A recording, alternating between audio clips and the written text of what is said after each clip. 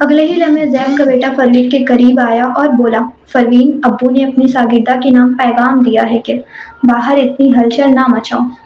پورا ہال ایک دم خاموش ہو گیا۔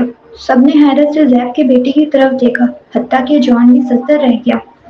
ایک لمحے کو لگا اس نے غلط سنا ہے، مگر فوراً ہی اس نے بھویں سکیڑ کر پوچھا، اس کی شاگردہ؟ مسٹر زیب، مجھے تو علم ہی نہیں کہ ڈاکٹر زیب نے کوئی نئی شاگردہ بھی رکھی ہے۔ زیب کے بیٹے سے سوال کرنے کے بعد جان نے تمسخر اڑاتے ہوئے پھر فروین کی طرف دیکھا، اسی لیے تو تم بار بار کہتی ہو کہ تمہارے پاس ثبوت ہے۔ یہی وجہ تھی کہ تم پچھلی بار زیب خاندان کے گھر گئی تھی۔ واہ، کیا ہتھکنڈے ہیں! کیا تم سمجھتی ہو کہ صرف ڈاکٹر زیب کی شاگرد بن کر آج تم حق اور انصاف کی بات کر سکتی ہو؟ اس میں خاندان واقعی عوامی بحران سنبھالنے میں لاجواب ہے۔ اس کا اشارہ یہ تھا کہ فروین محض دکھاوے کے لیے ڈاکٹر زیب کی شاگردگی لی ہے۔ طلباء نے یہ سن کر مزید غصے کا ظاہر کیا۔ ایلن جو سنبھل چکی تھی نے سر دھا بھری، کیا مالدار لوگ اتنے ڈھیٹ ہو گئے ہیں؟ غلطی کرے تو چھپاتے ہیں، مانتے کبھی نہیں۔ قانون کی ذرا پرواہ نہیں، اور یونیورسٹی بھی اگر اسے یوں بچا رہی ہے تو کہیں اسمتھ خاندان ہی نے کوئی فائدہ تو نہیں دیا؟ اس کے جملے حد سے زیادہ بڑھتے جا رہے تھے۔ کنارے کھڑے رپورٹر کیمرے چلاتے رہے، کچھ نے تو ویڈیو ریکارڈ کرنا شروع کر دی۔ ارادہ تھا کہ اسمتھ خاندان پر تنقیدی مضامین شائع کیے جائیں۔ یہ حد سے گزر گئے ہیں۔ زیب خاندان تو واقعی مایوس کن نکلا۔ ڈاکٹر زیب اتنے معزز تھے، پھر بھی انہیں خرید لیا گیا۔ ہائے اللہ! جیسا توقع تھا، ہر شعبے کے اندر کئی کہانیاں ہوتی ہیں۔ کیا ڈاکٹر زیب کو اسمتھ خاندان نے دھمکایا ہے؟ سب کی چہمہ گوئی کے درمیان فروین ہونٹوں پر ٹھنڈی مسکراہٹ آئی۔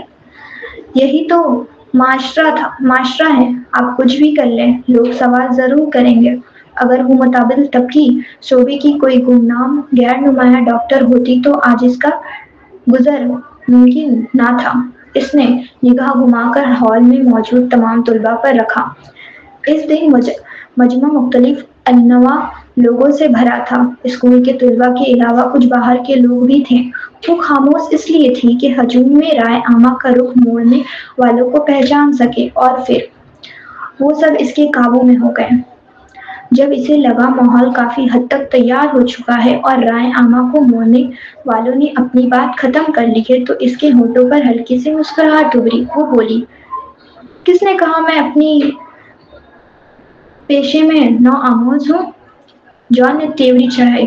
ہاں، ڈاکٹر زیب کو تو چند ہی شاگرد ہیں۔ یہ بھی کہا جا سکتا ہے کہ میں بھی ان سے کچھ نہ کچھ سیکھ چکا ہوں۔ اگر تم نو آمیز نہیں تو پھر کیا ہو؟ متبادل طب کے مشہور معالج جیسے سلویسٹر بہت کم شاگرد رکھتے ہیں۔ فروین کے ہونٹوں پر تبسم آیا۔ کیا تمہیں یقین ہے کہ تم نے میرے استاد کے تمام شاگردوں سے ملاقات کر رکھی ہے؟ جان نے طنز کیا۔ یقیناً، ڈاکٹر زیب کے آخری شاگرد کے سوا باقی سب سے ملا ہوں۔ یہ کہتے ہی فروین نے اسے ہلکی سی مسکراہٹ کے ساتھ دیکھا۔ جان اب تک کی گفتگو ذہن میں دہرائی، اچانک چونک گیا اور اس کی آنکھیں پھٹ گئیں۔ عدم یقین اس کے چہرے پر صاف نظر آ رہا تھا۔ کہیں تم تو نہیں؟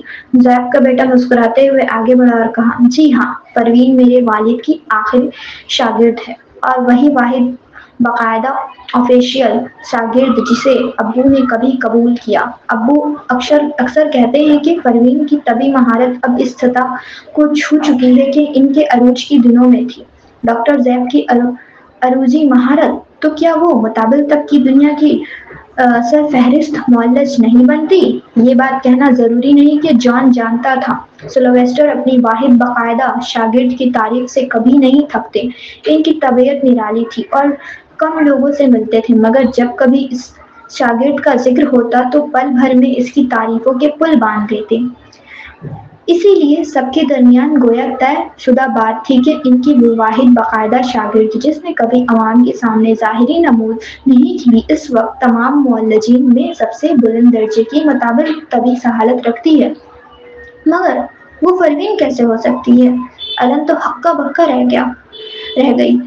नामुमकिन। अगर वो डॉक्टर ज़ैब के बाकायदा शागिर्द है तो जदीद तब क्यों पढ़ती है? ये सुनकर ज़ैब के बेटे का लहजा सख्त हो गया। जदीद और मुताबिल तब बीमारी के इलाज के महज तरीके हैं। मेडिकल यूनिवर्सिटीज दोनों के अलग अलग शोबे चला रही है। अगर परवीन चाहे तो क्या वो जदीद तब कुछ नहीं पढ़ सकती? एलन ने घबराकर निगल लिया। स्टेज के नीचे मौजूद सबको ये बात एक हद तक माकूल भी लगी और एक हद तक अजीब भी। आखिर कोई सिर्फ थोड़ी सी पढ़ाई से जदीद तब का आला दर्जा पाने वाला सर्जन कैसे बन सकता है? जैब के बेटे ने निगाहें झुकाकर मजीद कहा, असल में अब्बू के पास परवीन को सिखाने को कुछ बाकी नहीं रहा तो इन्होंने कहा कि जदीद तब आजमा कर देखो।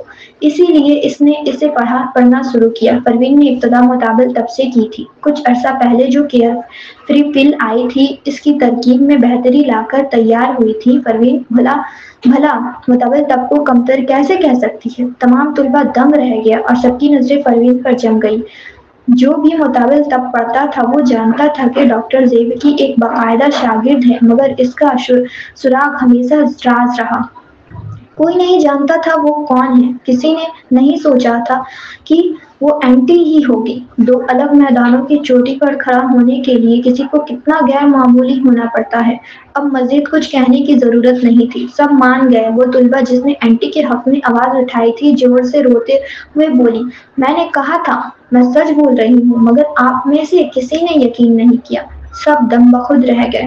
ये नहीं कि वो इस पर यकीन नहीं करना चाहते थे। असल बात ये थी कि एलन और बेलन बहुत जिद पर अड़े हुए थे।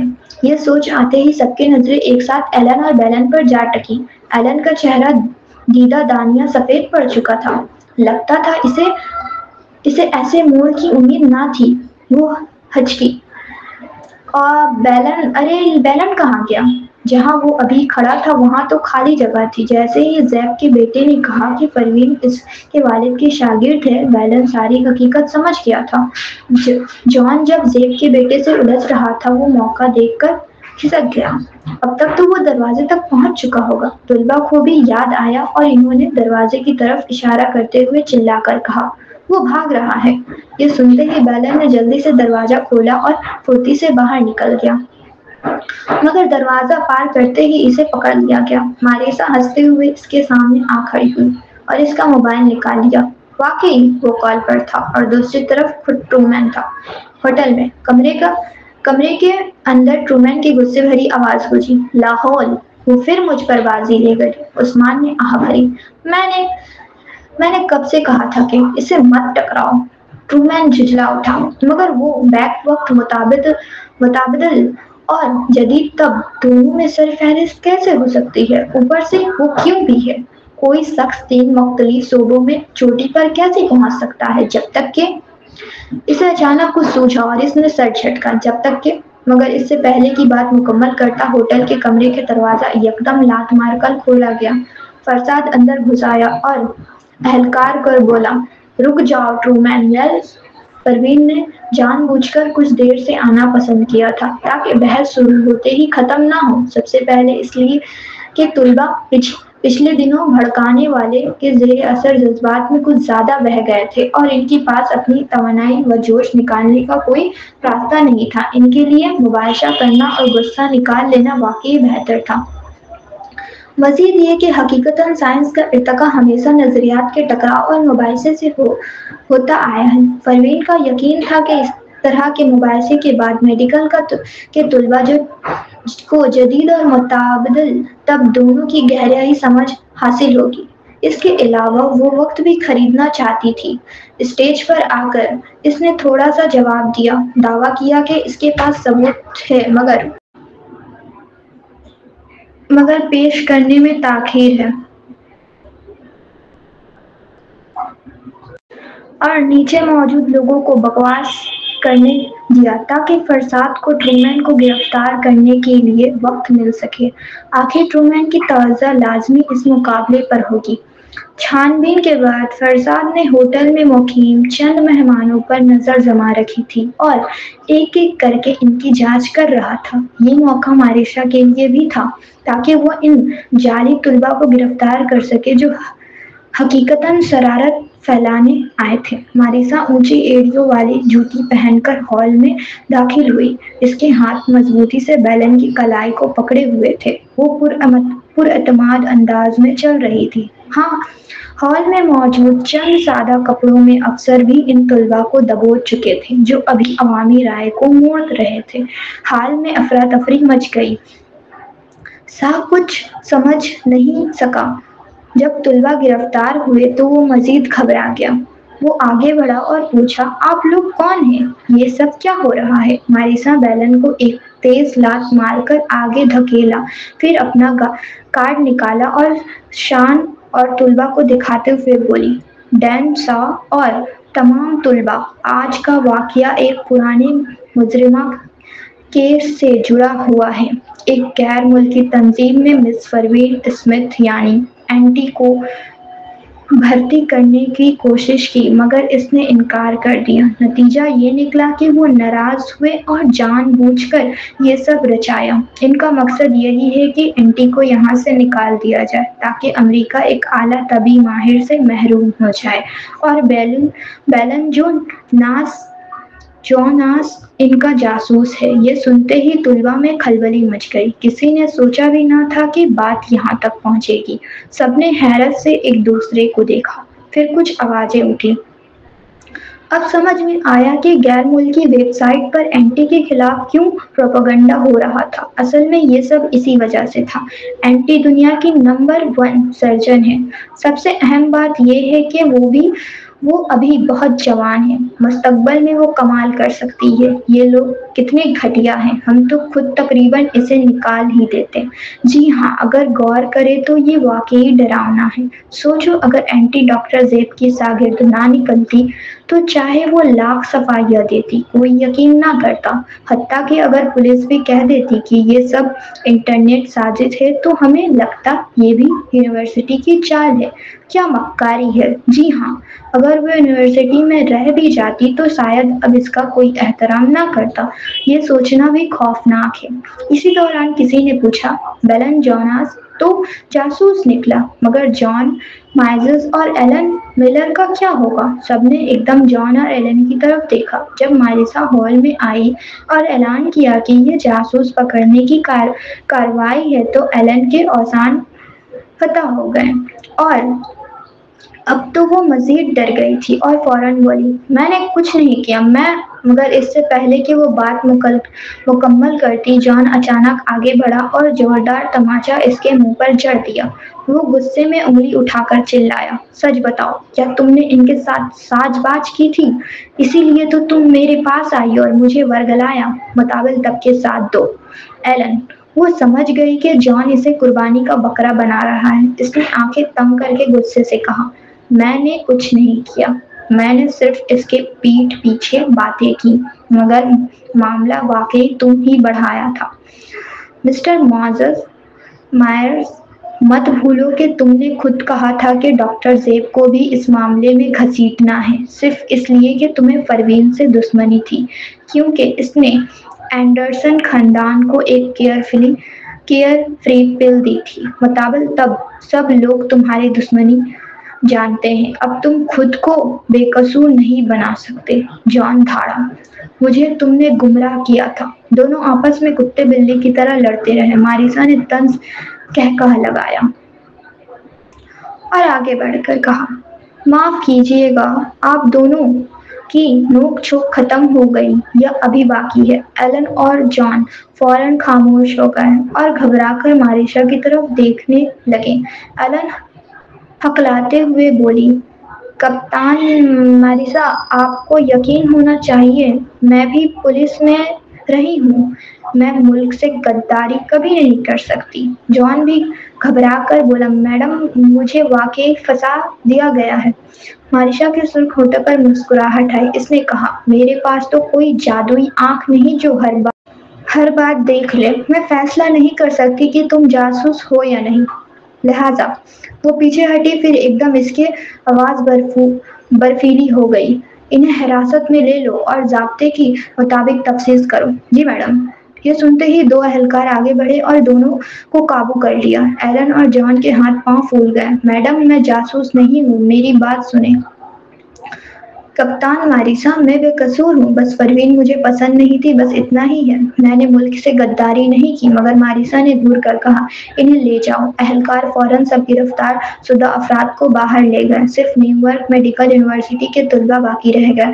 پروین نے ان پر ایک نظر ڈالی اور ماریسا کے ساتھ باہر نکل گئی، مگر جانے سے پہلے سا نے اسے روک لیا۔ اینٹی، اگر تمہارے پاس پہلے سے ہی منصوبہ تھا مجھے کیوں نہیں بتایا؟ مجھے تمہارے لیے وہ کہانی گھڑنی پڑی۔ اب پتہ نہیں طلباء میرے بارے میں کیا سوچیں گے۔ پروین نے بھویں اٹھا کر سرد لہجے میں کہا، کچھ نہیں ہوتا اگر لوگ تمہیں تھوڑا سا الگ تھلگ کر دے تو۔ سا، اس نے گہرا سانس لیا، میں نہیں جانتا، مگر مجھے تو جسمانی اور ذہنی دونوں تکلیفیں ہوئی ہیں۔ یہ سب تمہارے لیے کیا میں نے، اب تمہیں مجھے معاوضہ دینا ہوگا۔ پروین، سا نے فوراً کہا، دیکھو ہمارے اسکول میں سیکھنے کا کتنا جذبہ ہے، کیوں نہ تم بیرونی پروفیسر کے بجائے باقاعدہ عہدہ سنبھال لو؟ کیا خیال ہے یونیورسٹی اسکول کے نائب ڈین بننے کا؟ نہیں، پروین تو ابو کی شاگرد ہے، اسے متبادل طب کے اسکول میں ہونا چاہیے۔ یہ کہہ کر زیب کا بیٹا آگے بڑھا اور جو یونیورسٹی متبادل طب کے اسکول کا ڈین تھا۔ سا گھبرا کر بولا، مگر میں نے اینٹی کو پروفیسر بنایا تھا، زیب کے بیٹے نے طنز کیا۔ وہ اس لیے کہ میں خاموش رہا۔ اگر میں درخواست دیتا تو کیا پروین انکار کر سکتی تھی؟ جب دونوں بحث میں لگے ہوئے تھے پروین خاموش سے کھسک گئی۔ باہر نکل کر اس نے گہری سانس لی اور سیدھا خصوصی محکمے کی طرف بڑھ گئی۔ اسے ٹرومین سے ملنا تھا۔ پروین ابھی اسکول سے ہی نکلی تھی کہ اس کا فون بجا۔ وہ اپنے جیپ میں بیٹھی اور کال ریسیو کی۔ دوسری طرف فوراً ڈاکٹر زیب کی آواز گونجی، پروین کہاں ہو تم؟ پروین، سلویسٹر، مجھے ابھی کچھ اور کام ہے، میں اجازت لیتی ہوں۔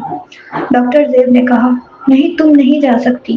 سنو، میں اب بوڑھا ہو گیا ہوں، 60 برس کا ہو چکا ہوں اور ریٹائرمنٹ قریب ہے۔ New York college of traditional medicine کا ڈائریکٹر صرف تمہیں بننا ہوگا۔ یہ سنتے ہی اس نے ڈین سا کی آواز سنی، اینٹی تم دنیا کی نمبر 1 سرجن ہو، تمہاری تقدیر ہی اس کیپیبل ہے تم تھمانے کی ہے۔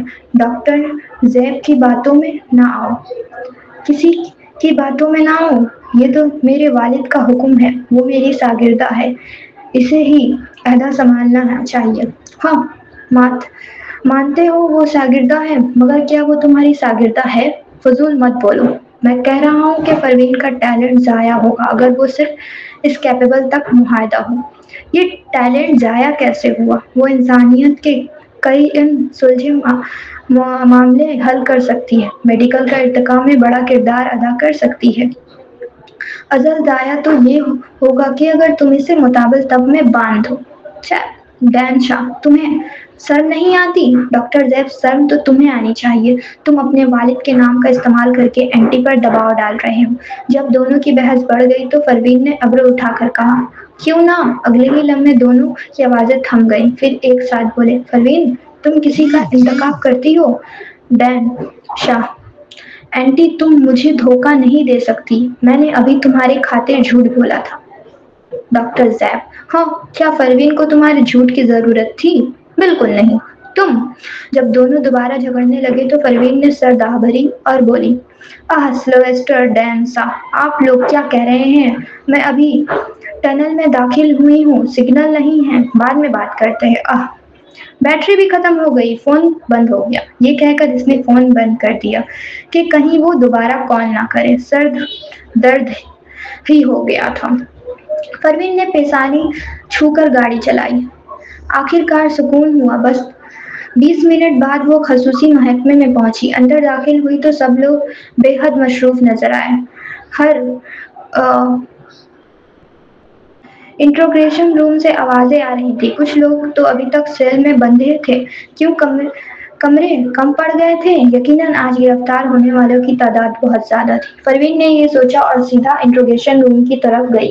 جیسے ہی وہ آئی، فرشاد نے اس کا استقبال کرنے کو تیار کھڑا تھا۔ وہ اب بھی جیکٹ اور چمڑے کے بوٹ پہنے ہوئے تھا۔ اس کی لمبی ٹانگیں اور مضبوط ہائٹ اسے نہایت بااعتماد اور مردانہ شخصیت دیتی تھی۔ پروین ایک لمحے کو خاموشی سے اس کی واضح قطع کو سراہا، پھر نظر ہٹاتے ہوئے پوچھا، ٹرومین کس انٹروگیشن روم میں ہے؟ اگرچہ کمرے کم تھے مگر ٹرومین جیسا اہم فرد تو لازمی اس میں سے ایک میں ہوتا۔ دونوں کے درمیان کافی دیر سے بات چیت اور میسج کا تبادلہ ہو رہا تھا۔ پروین کو ٹرومین کے بارے میں جاننے کی بے حد تجسس تھی، لیکن یہ سن کر فرزاد کا چہرہ ایک دم بدل گیا۔ اس نے نظریں جھکائی اور آہستہ سے کہا، ہم ٹرومین کو نہیں پکڑ سکے۔ پروین، اس کے ذہن میں سوالیہ نشان ابھر گیا۔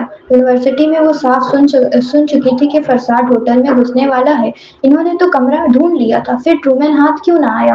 جب وہ سوچ رہی تھی تو فرزاد نے آہ بھری، ٹرومین بچ نکلا، وہ ہوٹل میں تھا ہی نہیں، ہمیں صرف اس کی باڈی گارڈ ملے۔ کمرے میں پہنچے تو پتہ چلا وہ ویڈیو کال پر تھا۔ پروین، اس نے بھویں سکڑی، وہ کب نکلا؟ فرزاد نے سر ہلایا۔ یقین سے نہیں کہہ سکتے، میں خود اس پر نظر رکھے ہوئے تھا، مگر جب مجھے اس کی نکلنے کا ذرا احساس نہیں ہوا۔ اوپر سے باڈی گارڈ بھی سب کے سب وہیں تھے، اور وہ واحد لگتا تھا جیسے پہلے ہی جانتا ہو ہم آنے والے ہیں، اس لیے پہلے ہی بھاگ گیا۔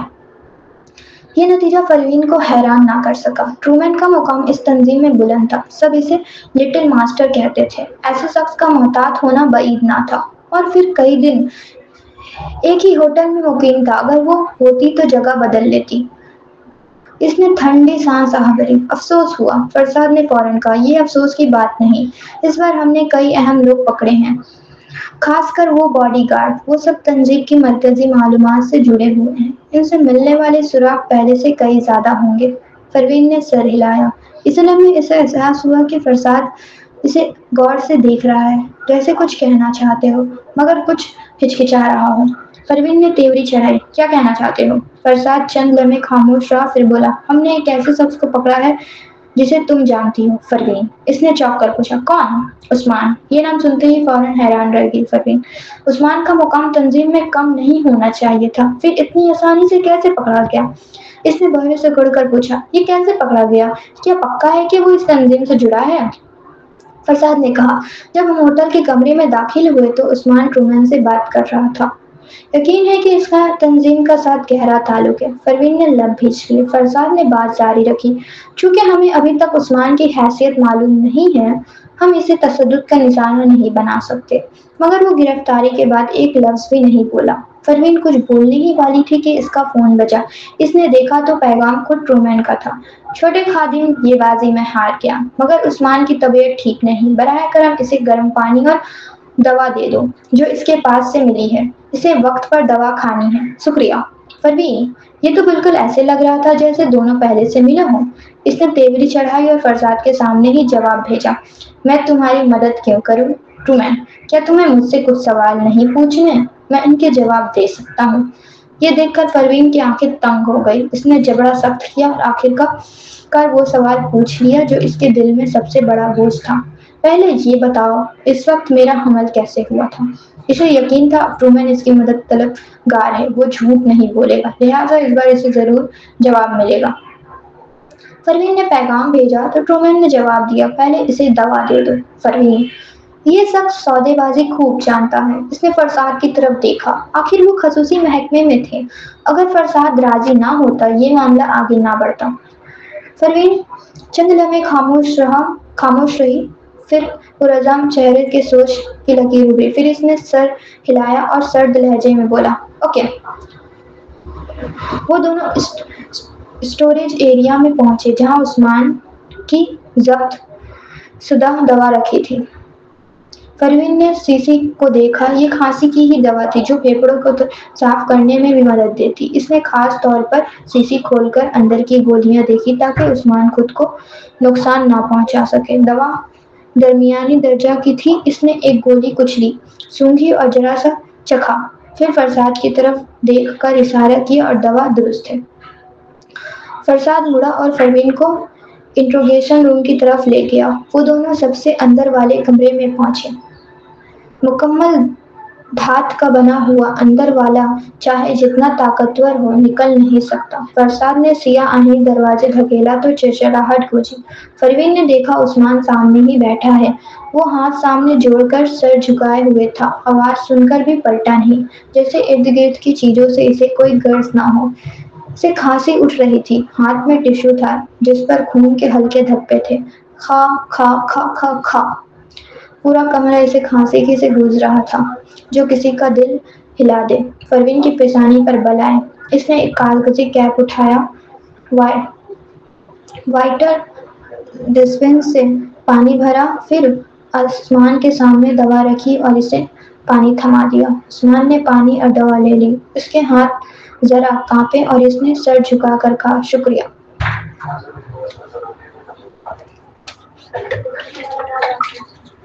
گرفتاری کے بعد یہی اس کا پہلا جملہ تھا۔ پروین نے جواب دیا، کوئی بات نہیں۔ عثمان کی انگلیاں ذرا رکی، پھر اس نے چونک کر سر اٹھایا۔ پروین کو دیکھتے ہی وہ ساکت سا ہو گیا۔ اس کی آنکھوں میں لمحہ بھر کی ہچکچاہٹ آئی، پھر وہ معمول پر آ کر دوا نگل گیا۔ دوا کھا کر اس نے پورا کپ پانی پی لیا۔ کھانسی تھمنے کا نام نہ لے رہی تھی تو پروین نے کپ پھر بھرا اس کے سامنے کر دیا۔ عثمان نے کپ کو گھورا اور اس کی نظریں پروین کی پتلی گوری انگلی پر ٹھہر گئی۔ چند لمحے خاموش رہ کر اس نے کپ لیا اور پھر پی لیا، مگر اب اس نے نگاہ اٹھا کر اسے دوبارہ نہ دیکھا، جیسے وہ اس کے لیے اجنبی ہو۔ پروین اس کے انداز پر لمحہ بھر کو ٹھٹکی۔ اگلے ہی پل اسے سمجھ آ گئی، اگر وہ دونوں زیادہ مانوس دکھتے تو شاید خصوصی محکمے کو شک ہو جاتا، اس لیے وہ جان بوجھ کر سرد مہری دکھا رہا تھا۔ پروین ہلکا سا جھکی، پھر اس کے روبرو کرسی پر بیٹھ گئی۔ فرساد دروازہ بند کر چکا تھا تاکہ باہر والوں کی ٹوہ کٹ جائے۔ وہ بھی بیٹھ گیا، نوٹ بک اور قلم نکالا جیسے بیان لکھنے کو تیار ہو۔ مسٹر جیلانی، آپ کا ٹرومین سے کیا تعلق ہے؟ عثمان نے کھانسا، مگر اب کھانسی پہلے سے ہلکی تھی، شاید 2 گلاس پانی اور دوا کا اثر تھا۔ اس نے دونوں طرف دیکھا۔ زیادہ دماغ نہ لڑائیں، میں کچھ نہیں بتاؤں گا، میرے ٹرومین سے کوئی تعلق نہیں۔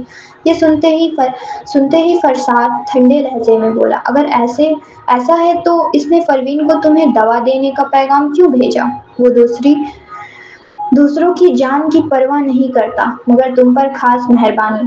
ٹرومین بے حد شنگدل شخص تھا۔ اب تک وہ 4 لوگوں کو مروا چکا تھا، ان میں ایپیگل اور وکٹر شامل تھے۔ پروین سے ہارنے کے بعد ایک وہیں مارا گیا، دوسرا اگر گرفتار ہوا اور پھر سیل میں دم توڑ گیا۔ پھر اس نے ریانا کو دوا دی تو وہ تکلیف سے مر گئی۔ وہ جولیانا کو بھی مروا چکا تھا۔ اب اس کے باقی باڈی گارڈ طرح طرح کے تیروں پر تھے، مگر اسے پرواہ نہیں، بس بیمار عثمان کی۔ یہ سنتے ہی عثمان نے ایک دم سر اٹھایا۔ اس نے فرساد اور پروین کو بے یقینی سے گھورا اور کانپتی آواز میں بولا، اس سے کوئی سودا مت کرنا۔ اس کے لہجے میں شدید خبرداری تھی۔ پروین نے بھویں سکڑی۔ فرساد نے لمحے بھر کو اسے دیکھا۔ صاف تھا کہ پروین کے آنے پر عثمان بات کرنے لگا تھا۔ یہ پیش رفت تھی۔ فرساد نے پوچھا، کیوں؟ وہ تو صاف یہ کہہ رہا ہے کہ مس اسمتھ تمہیں دوا دے دے اور وہ اس کے بدلے چند سوالوں کا جواب دے گا۔ اس میں مس اسمتھ کا کیا نقصان ہے؟ عثمان کی گھبراہٹ بڑھ گئی۔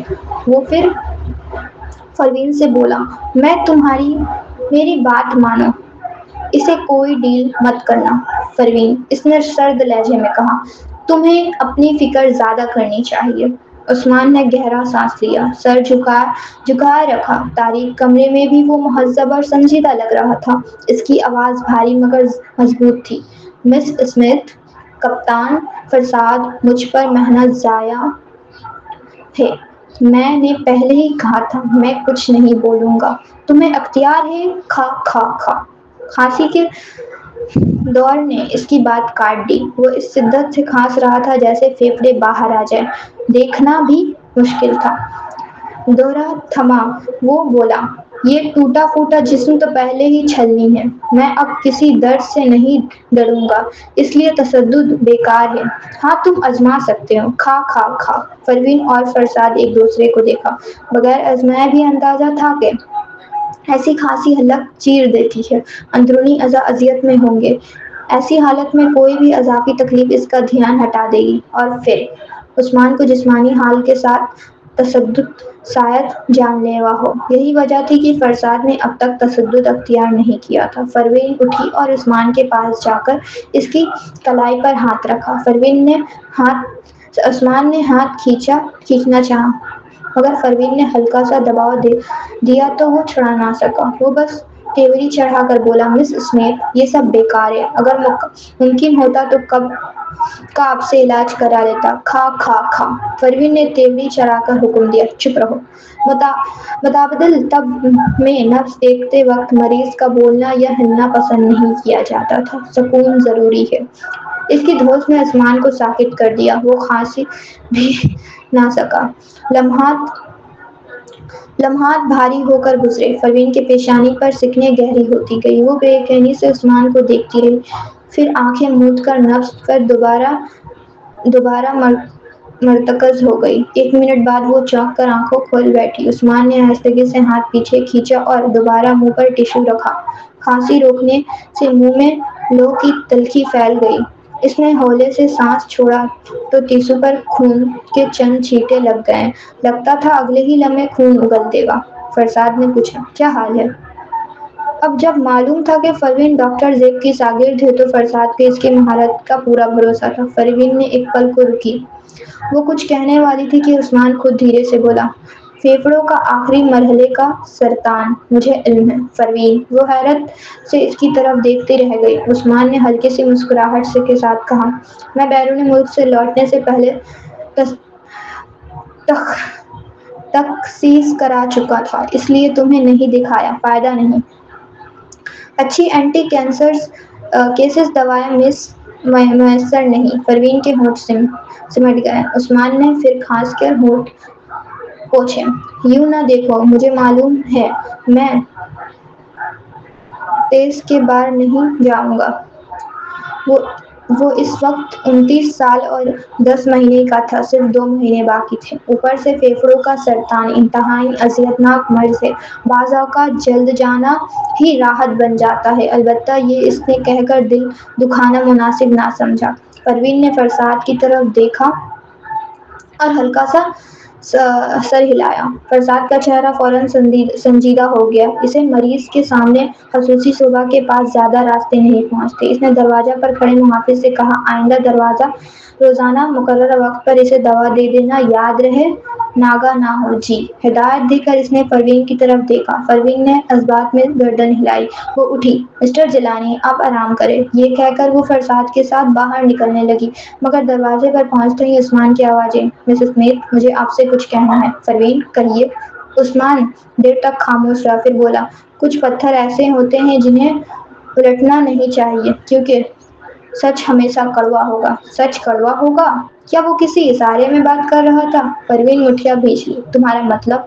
عثمان نے سر جھکا لیا، جیسے اب مزید کچھ نہ کہے گا۔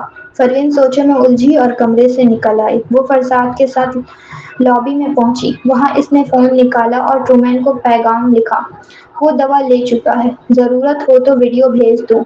ٹرومین نے فوری جواب دیا، ضرورت نہیں۔ پروین، تو میرا جواب کہاں ہے؟ اس بار ٹرومین نے دیر لگا دی، شاید پیغام سوچ سمجھ کر لکھ رہا تھا۔ 5 منٹ بعد اس کا پیغام آیا۔ اسے پڑھتے ہی پروین کی آنکھیں حیرت سے پھیل گئی۔